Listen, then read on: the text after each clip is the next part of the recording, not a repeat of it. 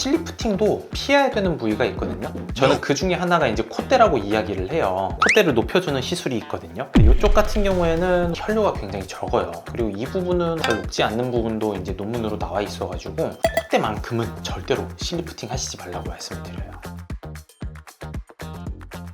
안녕하세요, 원장님. 네, 안녕하세요. 요즘 피부가 좀 처졌다? 좀 이런 얘기를 많이 들어가지고 여기서 찾아봤더니 이지혜님도 뭐 실리프팅을 올렸다는 막 그런 것도 보고 그래서 찾아봤더니 괜찮은 것 같더라고요, 시술이. 현실적으로 그렇게 막 바뀌고 막 그러나요? 현실적으로 확 바뀌죠. 리프팅도 단계가 있어요. 처음에는 기계 리프팅을 하다가 필러도 약간 리프팅 같은 거 할 수 있는 포인트가 있어요. 이제 그럼에도 불구하고 안 되는 큰 볼륨들이 있거든요. 이런 부분은 이제 물리적으로 당겨야 되는데 그때 사용하는 게 실리프팅이고, 그러고 난 다음에도 쭈글쭈글하고 처진 것 같아. 그러면 이제 그때 거상을 하는 거예요. 리프팅에도 어느 정도 좀 단계가 있다라고 생각을 하면 좋을 것 같아요. 실리프팅이 생각보다 잘못된 정보도 많은 것 같아 보였는데 실을 여러 개 넣으면 더 많이 올라가고 오래 유지가 된다 이런 게 있더라고요. 맞나요? 약간 세모기는 해요. 우리가 얼굴이 땡긴다고 무슨 우주 위로 쏴지진 않을 거 아니에요. 실을 많이 넣게 되면은 어느 정도 이상 당겨지지 않는 영역은 있고요. 실이 여러 개가 있을수록 근처에 섬유 조직들이 좀 많이 생기거나 해서 유지 기간이 조금 더 길 수는 있어요. 그러면 보통 실리프팅의 유지 기간이 어느 정도 되는 거죠? 몇 줄을 사용하느냐에 따라 다르기는 한데 어느 정도 효과적으로 이제 사용한다라고 했을 때는 저는 보통 한쪽당 한 3-4줄 정도 이상을 얘기를 하긴 하거든요. 그 정도만 된다고 했을 때도 저는 6개월 이상은 간다고 보통 말씀을 드리기는 해요. 근데 확실히 실 자체가 이렇게 처음에 드라마틱하게 올라간 것 자체는 한 달 정도만 지나도 조금 내려오기는 합니다. 실리프팅은 왜 영구적이지 않는 거죠? 그냥 쉽게 얘기하면은 물리적으로 당겼는데 실 자체가 우리 인체에서 녹아서 그런 거예요. 실 같은 경우에는 보통 많이 쓰는 게 PDO 실이라고 하는 게 있거든요. 보라색 실에 코그라고 해서 약간 갈고리처럼 이렇게 있어요. 갈고리를 이용을 해서 조직을 약간 당겨서 이쪽에 이제 고정을 해주는데, 시간이 지나면서 당연히 갈고리도 계속 당기고 있으면은 힘이 빠질 거 아니에요. 우리가 계속 중력과 싸우는 쪽에 이제 시술을 하고 있으니까 어느 정도 실의 효과가 당연하게 좀 떨어질 수밖에 없기는 해요. 젊으신 분들은 피부가 탱탱하다거나 뭔가 그런 게 있잖아요. 젊으신 분들이 할수록 좀 더 유지가 될 수도 있는 건가요? 유지가 좀 더 될 수 있죠. 인대들이 약해지는 것만으로도 지방이 이렇게 이제 내려오게 되고, 지방은 점점 내려오고 인대는 약해지니까 더 늘어지고 점점 악순환에 이제 빠지게 되거든요. 실리프팅 자체가 어릴 때 하면 당연히 좋기는 하지만 이게 굉장히 맞는 분들이 있고 안 맞는 분들이 있어요. 그럼 맞는 분과 안 맞는 분의 차이는 어떻게 되는 건가요?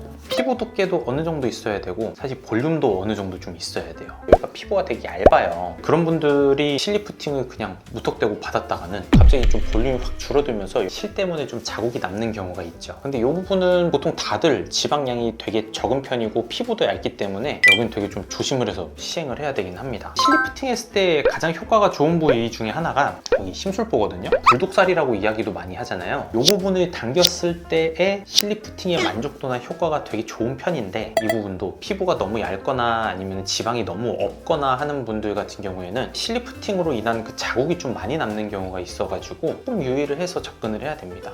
결론은 전체적으로 볼륨도 적은데 피부까지 얇다 하면은 실리프팅과는 맞지 않아요. 실리프팅을 하면 즉각적인 효과가 있다? 완전 실리프팅을 하면은 물리적으로 우리가 조직들을 당겨서 걸어놓는 거기 때문에 직후의 효과가 가장 세요. 직후가 너무 마음에 드는데요 했다가 한 달쯤 뒤에 지나가지고 약간 내려온 것 같은데요 하면서 좀 아쉬워하는 분들이 있는데, 그거는 정말 어쩔 수가 없어요. 붓기나 이런 거는 어느 정도 생기나요? 개인차가 있기는 합니다만 보통은 한 일주일 정도 가까이는 좀 갈 수 있다고 생각을 하면 돼요. 실이 들어가서 약간의 자극과 염증 같은 게 아주 미미하게 좀 나타나는데, 그것 때문에 약간의 좀 붓기 같은 게 나타날 수는 있어요. 실리프팅을 하면은 오히려 약간 볼 꺼짐이 생긴다는 분도 있는데, 다른 주변 영역을 잘못 당겨서 볼 꺼짐이 생기는 부분도 있기는 합니다만, 제가 아까 좀 이쪽 영역이 좀 얇다고 했었죠. 이런 얕은 곳을 지나게 됐을 때 그 아래쪽에서 이제 섬유 조직이 만들어지게 되면서 위에 조직이 내려오게 되는 현상이 나타나는 경우가 있어요. 그것 때문에 이제 볼이 좀 꺼진 것 같은데요 라고 호소하는 분들이 드물게 있기는 합니다. 실리프팅도 술자가 엄청 잘해야 되는 것 같은데 어떤가요? 실리프팅은 정말 술자가 잘해야 돼요. 피부가 얇거나 지방이 없는 분들이라고 하더라도 술자의 기술에 따라서 이런 부분의 개선을 실리프팅으로 할 수 있는 부분이 분명히 있거든요. 이것까지는 이야기하면 너무 기밀인 것 같으니까, 수술만큼 중요한 게 실리프팅의 술자입니다. 콧대 막 이런 데도 다 쓸 수 있는 건가요? 쓸 수는 있어요. 쓸 수는 있는데 실리프팅도 피해야 되는 부위가 있거든요. 저는 그 중에 하나가 이제 콧대라고 이야기를 해요. 콧대를 높여주는 시술이 있거든요. 이쪽 같은 경우에는 혈류가 굉장히 적어요. 그리고 이 부분은 잘 높지 않는 부분도 이제 논문으로 나와 있어가지고 콧대만큼은 절대로 실리프팅 하시지 말라고 말씀을 드려요. 진짜 강추한다. 이런 부위가 있나요?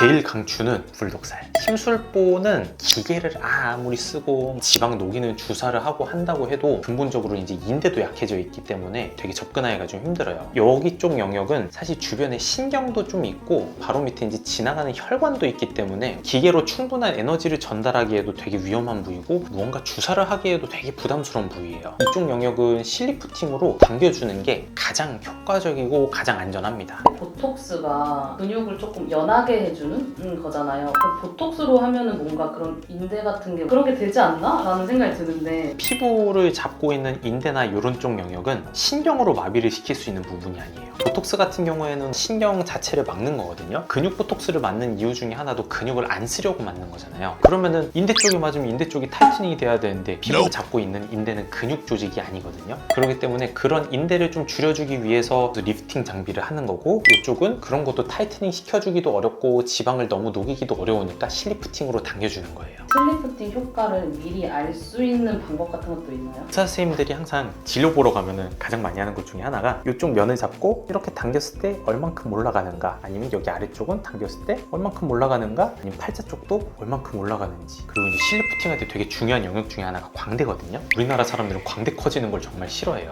필러를 했을 때 이 광대가 커지는 경우가 가끔 있는데 이렇게 당겼을 때 얼만큼 광대가 커지는지도 확인을 해볼 수가 있어요. 결과가 마음에 안 들어가지고 이렇게 제거하고 싶다거나 뭐 그러시는 분도 계실 것 같은데 뭐 제거를 할 수 있는 방법이나 그런 게 있나요? 어렵기는 합니다만 제거를 할 수는 있어요. 제거 시기도 되게 중요한데 이미 막 한 달, 두 달 지나서 이제 실 때문에 섬유 조직 같은 게 다 나타나고 난 뒤에는 그때는 이제 제거를 해도 크게 소용이 없는 경우가 있을 수 있어요. 실리프팅을 하자마자 너무 과도하게 당겨진 것 같아요 라고 했을 때에는 약간 당겨서 이렇게 걸림걸이 풀어줄 수 있는 방법이 있어요. 너무 마음에 안 들거나 아니면 실이 잘못된 층에 들어가거나 염증이 너무 과도하게 나타나서 되게 아파하는 분들이 가끔 있거든요. 그런 분들은 이제 우리가 좀 제거를 해야죠. 어느 정도 시간이 걸리나요? 이제? 실리프팅 같은 경우에는 시술하는 것 자체가 되게 오래 걸리는 시술은 아니에요. 전 준비 시간이 되게 오래 걸리긴 합니다. 보통은 시술 자체는 전 과정 자체를 포함해가지고 한 1시간 안쪽이면 다 끝나기는 합니다. 만약에 내가 당장 거상이 하고 싶은데 거상이 잘 될지 안 될지 모른다 했을 때 실리프팅을 하면은 거상을 했을 때 느낌처럼 확인도 가능한가요? 거상은 말 그대로 이제 모든 방향으로 약간 당겨주는 시술이기 때문에 실리프팅으로 거상을 하면 이렇게 될 것이다 라고 체험하기에는 조금 어렵긴 해요. 실은 특정 부분을 좀 당겨주거나 어떤 조직의 재배치를 위함인 거기 때문에 조직을 재배치할 뿐인 거지 효과는 조금 다르다고 할 수 있어요. 한 사람당 실이 몇 개가 최대로 들어갈 수 있나요? 실 들어가는 개수는 끝도 없이 들어갈 수 있어요. 공간만 허락한다고 하면. 심부보를 하고 싶을 수도 있고 남자 쪽을 하고 싶을 수도 있고 뭐 되게 다양하게 다 올리고 싶을 수도 있잖아요. 그게 동시에 다 가능한가요? 동시에 다 가능합니다. 실리프팅은 그게 동시에 다 가능한 게 굉장히 큰 장점이에요. 실이 종류가 굉장히 많다고 했잖아요. 실의 종류가 다양한 만큼 실 여러 가지를 활용을 해서 여러 방향으로 실의 길이를 활용할 수 있는 그런 테크닉이 굉장히 무궁무진하게 있어요. 다시 한번 정리를 하자면 실리프팅은 명확하게 어울리는 얼굴이 딱 있어요. 피부가 너무 얇거나 지방 조직이 너무 없는 분들은 실리프팅을 하기가 조금 어려울 수가 있어요. 약간은 처져 있으면서 어느 정도 얼굴에 볼륨은 있는 분들이 조직의 재배치를 위해서 하는 게 실리프팅이다 라고 생각을 하면 좋을 것 같습니다. 요즘 많은 분들이 약간 자연스럽게 찾는 시술 중에 하나가 되긴 했어요. 무슨 소리지? 하는데 실도 그냥 소량으로 사용하거나 아니면 때에 따라서는 두피 안쪽으로 해서 거꾸로 당겨주는 실리프팅도 요즘 유행을 많이 하고 있거든요. 특히 청담에 찾아오는 분들은 티가 안 나는 실리프팅을 좀 많이 찾기 때문에 이런 식의 시술도 좀 많이 진행을 하고 있어요. 실리프팅도 너무 겁내지 않으셨으면 좋겠습니다. 오늘 그러면 실리프팅에 대한 이야기는 여기서 마무리하도록 하고요. 궁금한 거나 이런 거 주제 해주세요 싶은 게 있으면 얼마든지 밑에 남겨주세요. 그럼 오늘도 끝!